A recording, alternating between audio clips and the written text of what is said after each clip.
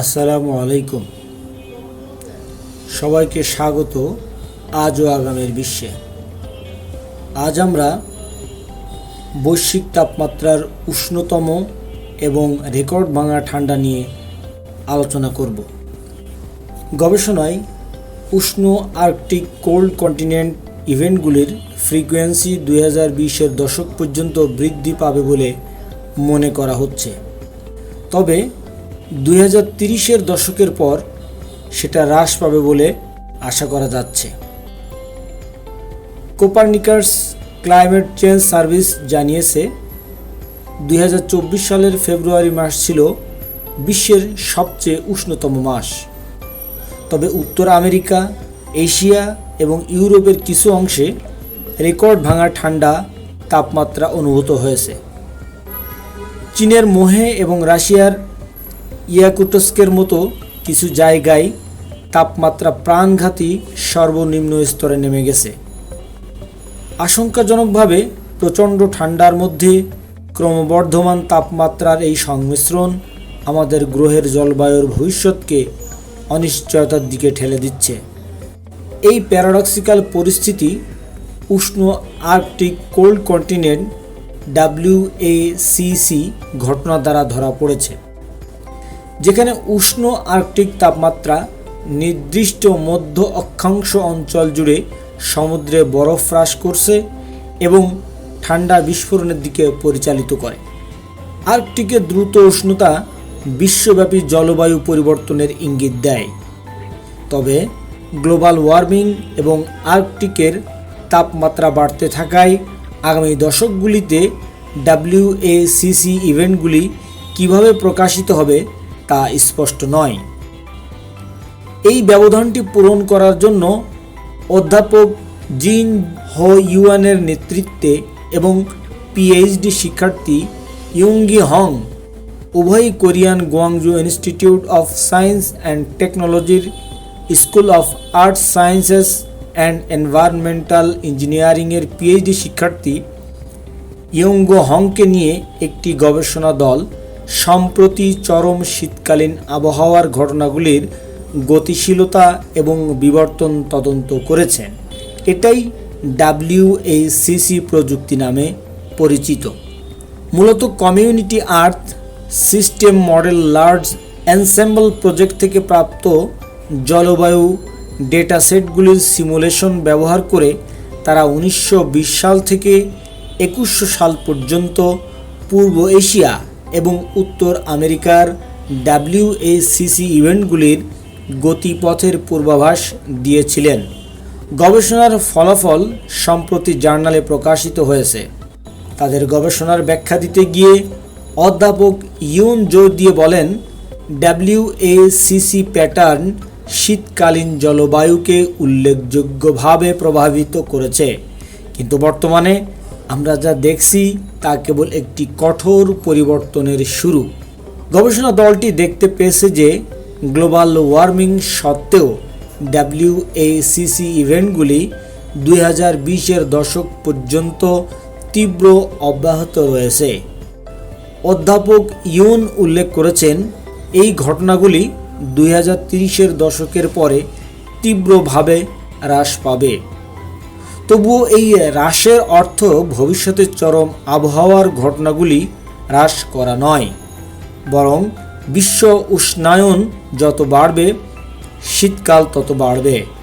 যদিও ঠান্ডা ন্যাপগুলি কম ঘন ঘন ঘটবে, যখন তারা ঘটে তখন তাদের আরও গুরুতর পরিণতি হতে পারে।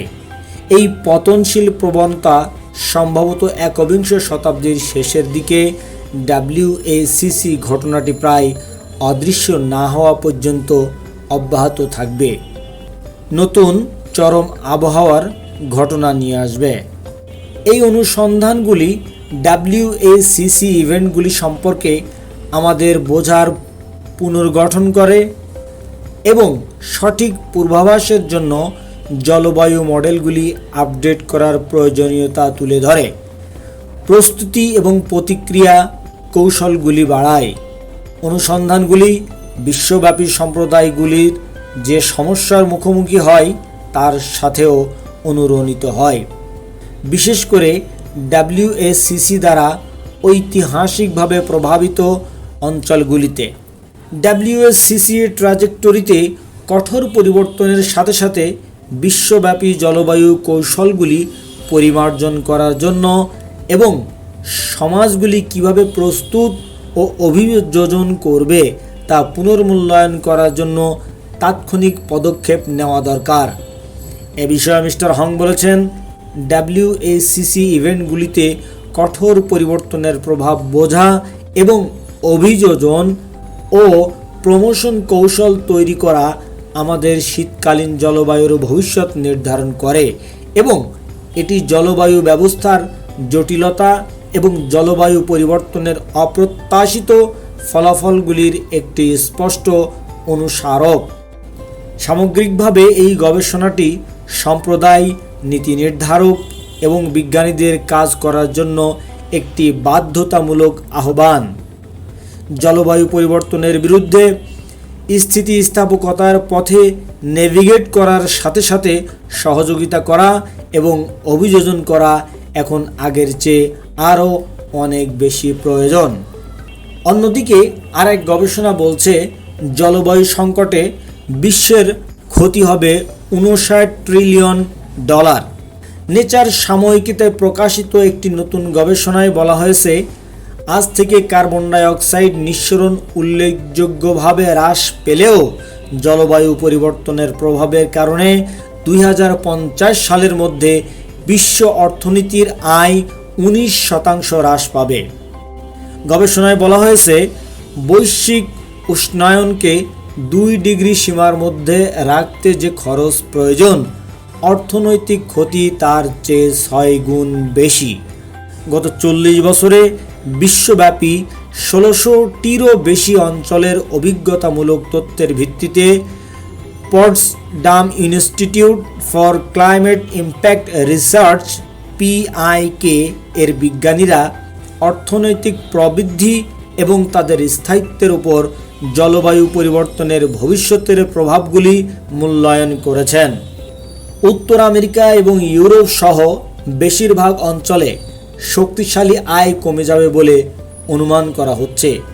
দক্ষিণ এশিয়া এবং আফ্রিকা সবচেয়ে মারাত্মকভাবে ক্ষতিগ্রস্ত হবে।